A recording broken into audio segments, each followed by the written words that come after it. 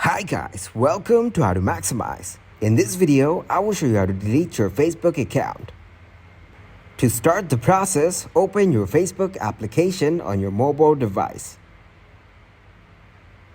Then tap on Profile icon on your top right corner.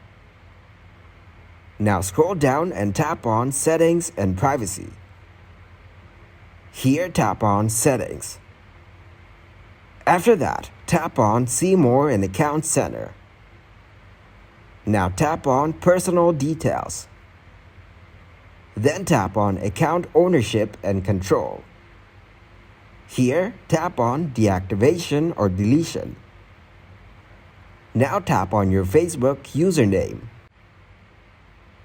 Then select the option of Delete Account. Now tap on Continue. Here, tap on Continue again. This is how you can delete your Facebook account. Thanks for watching and please leave a like, subscribe and share.